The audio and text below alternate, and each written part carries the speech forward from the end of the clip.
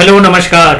हम लोग पिछले क्लास में economic development and economic growth के बारे में अच्छे से उनके थ्योरी के बारे में समझ चुके हैं। जो इकोनॉमिक डेवलपमेंट क्या है, ग्रोथ से रिलेटेड क्या क्या चीज़ें भारत में चल रहा है।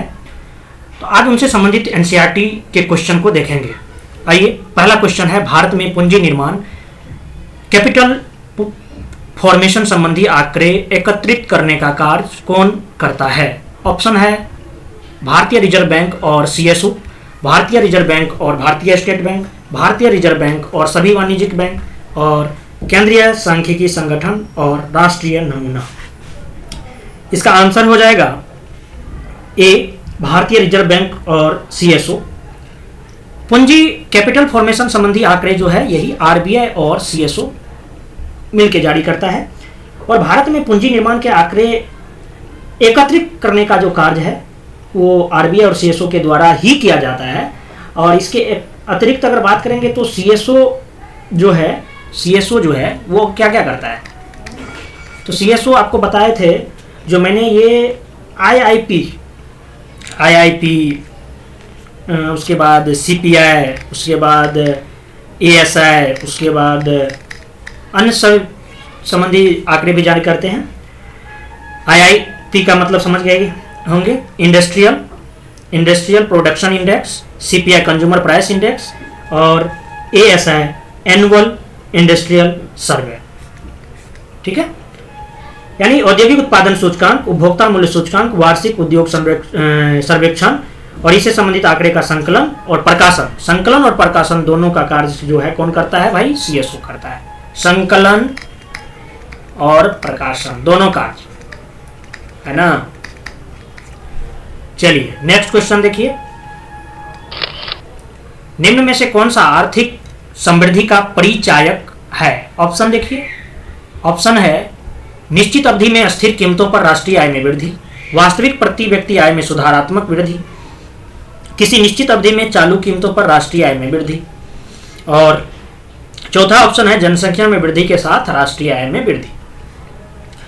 आर्थिक समृद्धि के बारे में आपको मैंने अच्छे से बता चुका हूं। जो किसी निश्चित अवधि में चालू कीमतों पर राष्ट्रीय आय में वृद्धि को इकोनॉमिक ग्रोथ का परिचायक माना जाता है। और इकोनॉमिक ग्रोथ किसी निश्चित समयावधि में किसी अर्थव्यवस्था में होने वाले रियल इनकम में वृद्धि से संबंधित है। किससे?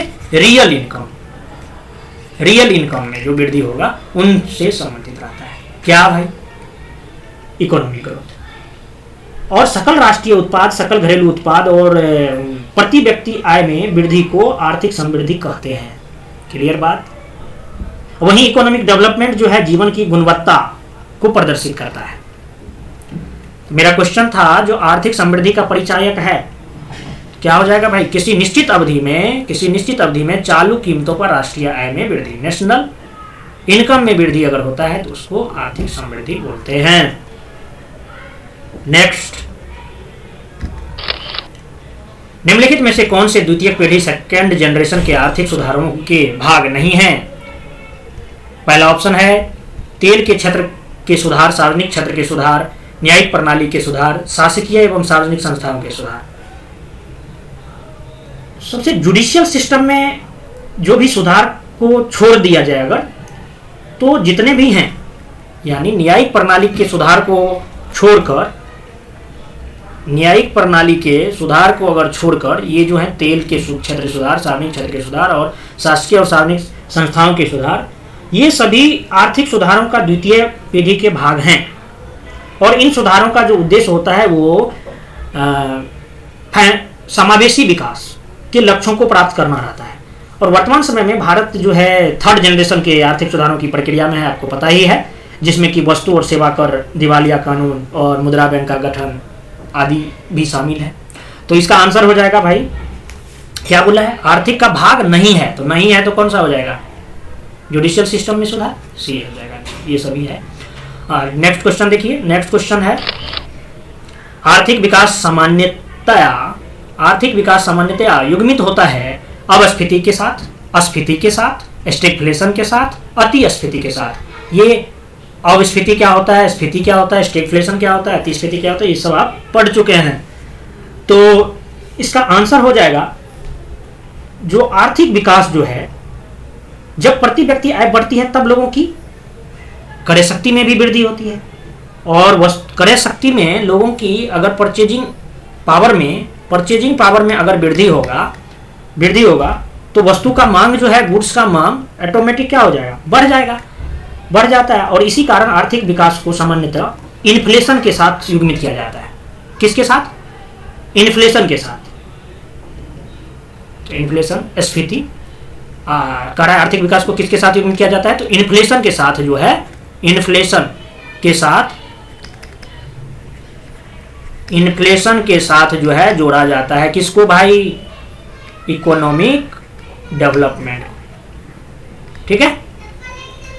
और ये जो है ना, अब स्फीति की विपरीत परिस्थिति है, ये आपको पता ही है। इन्फ्लेशन जो है डिफ्लेशन का ये इन्वर्स है, और जिसमें क्या होता है, वस्तु की कीमत और मांग में एक समान सतत गिरावट दर्ज की जाती है। ये सब चीज़ आपको अच्छे से मालूम है, आप लोग पढ़ चुके हैं। बहुत आधा से ज़्यादा चैप्टर कंप्लीट हो चुका है इकोनॉमिक्स का, तो अब आपको समझ में आना चाहिए। भारत का आर्थिक सर्वेक्षण प्रत्येक वर्ष किस संस्था के द्वारा प्रकाशित किया जाता है? आर्थिक सर्वेक्षण अभी आपको बजट पढ़ाए ही हैं, उसमें बताया ही है। इकोनॉमिक्स में अभी नहीं पढ़ाए हैं क्योंकि इसका वजह है कुछ, तो एग्जाम कुछ नज़दीक आएगा फिर उसको लेके आएंगे अच्छे से। तो आर्थिक सर्वेक्षण प्रत्येक वर्ष किस संस्था द्वारा प्रकाशित किया जाता है? तो आंसर क्या हो जाएगा भाई? भारत सरकार के वित्त मंत्रालय के द्वारा जो है प्रकाशित किया जाता है। क्लियर बात? और इसमें भी विभाग होता है, तो वित्त मंत्रालय कौन सा विभाग? आर्थिक विभाग। ये चीज ध्यान में रखिएगा, वित्त मंत्रालय का कौन सा विभाग? आर्थिक विभाग। ठीक है ना। नेक्स्ट क्वेश्चन, किसी देश में आर्थिक समृद्धि अनिवार्य रूप से होगी यदि, कब होगी आर्थिक समृद्धि? ऑप्शन है, विश्व अर्थव्यवस्था में तकनीकी प्रगति होती है, देश में जनसंख्या वृद्धि होती है, देश में पूंजी निर्माण होता है, विश्व अर्थव्यवस्था में व्यापार की मात्रा बढ़ती है। अब क्या होगा भाई? सबसे पहले आपको ये चीज मालूम होना चाहिए, जो अर्थशास्त्रियों ने पूंजी निर्माण को आर्थिक विकास का सबसे महत्वपूर्ण तत्व माना है। और आर्थिक समृद्धि से अभिप्राय एक निश्चित समय अवधि में किसी अर्थव्यवस्था में होने वाले रियल इनकम में वृद्धि से है। और प्राय सकल राष्ट्रीय उत्पाद, सकल घरेलू उत्पाद और प्रति व्यक्ति आय में वृद्धि होने को ही हम लोग क्या बोलते हैं भाई? आर्थिक समृद्धि। अरे आर्थिक समृद्धि बोलते हैं। और तो आंसर क्या हो जाएगा भाई इसका? किसी देश में आर्थिक समृद्धि अनिवार्य रूप से होगी यदि देश में पूंजी निर्माण होता है। क्लियर बात? आर्थिक समृद्धि आएगी यानी कहने का मतलब सकल राष्ट्रीय उत्पाद, सकल घरेलू उत्पाद और प्रति व्यक्ति आय में वृद्धि होगी, देश में पूंजी निर्माण होगा। नेक्स्ट, सैद्धांतिक रूप से यदि आर्थिक विकास की कल्पना की जाती है तो इनमें से किसे साधारणतः शामिल नहीं किया जाता है?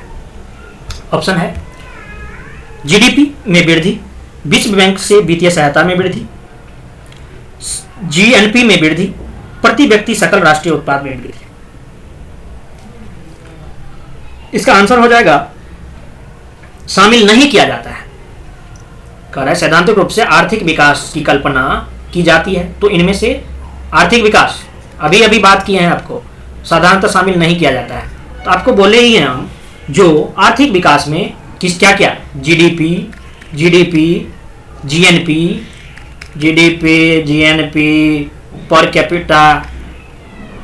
पर कैपिटा जीएनपी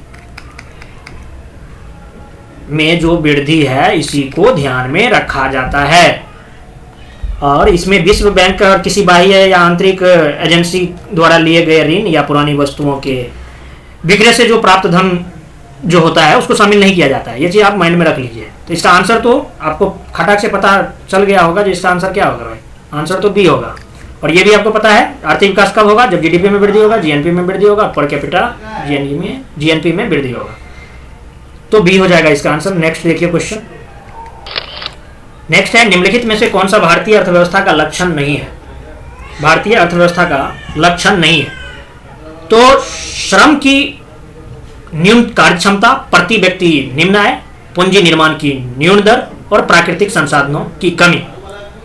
क्वेश्चन है जो भारतीय अर्थव्यवस्था का लक्षण नहीं है, जो कि भारतीय अर्थव्यवस्था में प्रचलन में नहीं है। तो प्राकृतिक संसाधनों को लेकर के भारतीय अर्थव्यवस्था में कोई जिक्र नहीं है। और आपको यह चीज मालूम होना चाहिए, जो भारत प्राकृतिक संसाधनों से परिपूर्ण राष्ट्र है और प्रश्नगत विकल्पों में जो भारतीय अर्थव्यवस्था का लाक्षणिक गुण नहीं है।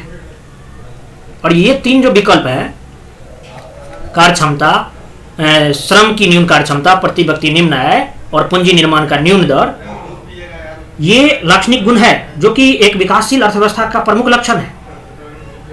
तो भारतीय अर्थव्यवस्था का लक्षण जो है श्रम की न्यून कार्यक्षमता, देख ही रहे हैं, बताया ही है क्या क्या प्रॉब्लम है, समस्या है, प्रति व्यक्ति निम्न आय है और पूंजी निर्माण का बहुत ही कम दर है।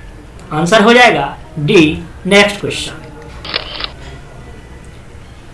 किसी देश की इकोनॉमिक ग्रोथ, आर्थिक समृद्धि को मापने का सबसे उपयुक्त मानक उस देश का क्या है भाई? ऑप्शन है GDP, NDP, NNP, PCI, per capita income. तो आपको मालूम होगा जो आर्थिक समृद्धि का मापने का सबसे उपयुक्त मानक जो है वो है पर कैपिटा इनकम। साधन लागत यानी समझ रहे हैं ना, कारक लागत, यानी एनएनपीएफसी जो है, एनएनपीएफसी राष्ट्रीय आय को, अच्छा इसी को राष्ट्रीय आय भी बोलते हैं, नेशनल इनकम, ये सब आपको समझा चुके हैं।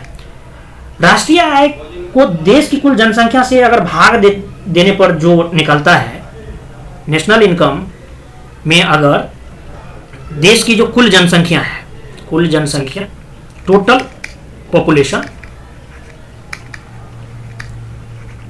से अगर हम भाग देते हैं तो क्या निकलेगा? निकलेगा पीसीआई। और प्रति व्यक्ति आय लोगों की क्रय शक्ति को दर्शाती है, इसलिए प्रति व्यक्ति आय को देश की आर्थिक समृद्धि को मापने के लिए सर्वाधिक उपयुक्त मानक माना जाता है। हालांकि दूसरे तरह से भी कर सकते हैं, लेकिन सर्वाधिक मानक जो है पर कैपिटा इनकम को ही माना जाता है। ये चीजें ध्यान में रखिए। नेक्स्ट क्वेश्चन देखिए। मानव विकास रिपोर्ट निम्नलिखित में से किस संस्था द्वारा प्रकाशित की जाती है? मानव विकास रिपोर्ट, ह्यूमन डेवलपमेंट रिपोर्ट या इंडेक्स, इसके बारे में मैंने आपको बताया। आंसर दीजिए। पहला ऑप्शन है यूनेस्को, दूसरा ऑप्शन है वर्ल्ड बैंक, तीसरा ऑप्शन है यूएनडीपी, चौथा ऑप्शन है आईएमएफ। इसका आंसर हो जाएगा यूएनडीपी। ह्यूमन डेवलपमेंट रिपोर्ट जो है यूएनडीपी द्वारा प्रकाशित किया जाता है। और पहली बार मानव विकास रिपोर्ट जो है ये 1990 में प्रकाशित की गई थी। और प्रतिवर्ष प्रकाशित की जाने वाली यह रिपोर्ट जो है मानव विकास रिपोर्ट के आधार पर जैसे कि विभिन्न देशों पर रैंकिंग को प्रदान की जाती है। और इस सूचकांक का निर्माण जो है ना, दो अर्थशास्त्री का नाम भी हम आपको बता चुके थे। कौन कौन था भाई? एक तो था महबूब उल हक। और ये कहाँ से थे भाई? अपने पड़ोसी खतरनाक पड़ोसी पाकिस्तान से। और इनका नाम एक दूसरा था, दोनों भाई था, अमर्त्य सेन। ये दोनों जो है मिलके यूएनडीपी सूचकांक जो है ह्यूमन डेवलपमेंट का तैयार किया था। और ये कहां से है? अमर्त्य सेन, भारत से। ठीक है, समझ जाइएगा, भारत लिखा हुआ है। तो ये हो गई बात आपको आर्थिक विकास और आर्थिक समृद्धि को लेकर के, एनसीईआरटी से रिलेटेड क्वेश्चन था ये। फिर मिलते हैं नेक्स्ट लेक्चर में। धन्यवाद।